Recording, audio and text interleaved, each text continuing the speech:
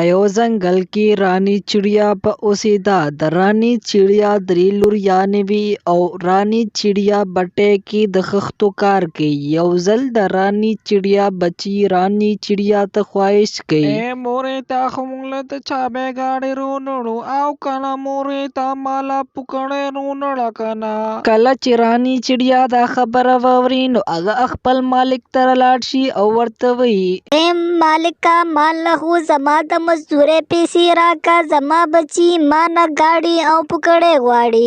ټونې چړیا د څه پیسې درکم، تا خو لا کار هم نه دی مکمل کړی او پیسې اډوانسو کې غواړي. ما سره اوس نشته دی، بیا چې کله مالوزي بیا به زه درکوم درله، ځکه چې ته ډېر وخت نه خپله هم ګورې چې زما مال بیخي نه وځي او ما سره هم دانه پیسې نشته دی چې زه تاله ستا مزدوري درکم. کله چې دا خبرې ټوني چړیا واوري نو هغه خپل کار باندې لګیا شي او کله چې هغه کور ته راشي: مورې ته دا څنګه مورې، تا ته زه کله نه ویم چې ماله چابې والا ګاډۍ راوړه او ته ماله چابې والا ګاډۍ نه راوړې. بچې زه تاسو لا ګاډۍ پسې راوړم، ما سره 1 روپۍ هم نشته دی چې زه تاسو لا د ګاډۍ انتظام وکړم. مورې بس مونږ نور نه پوهېږو خو چې ته مونږ له خامخا سبا لا چابې والا ګاډۍ راوړې. کله چې ټوني چړیا ټول بچي اوده شي نو ټوني چړیا په پټه پټه باندې د مالک کور ته لاړ شي او د مالک نه د پیسو پټولو یو کوشش کوي. نو ټوني چړیا د مالک د کور نه پیسې راوالي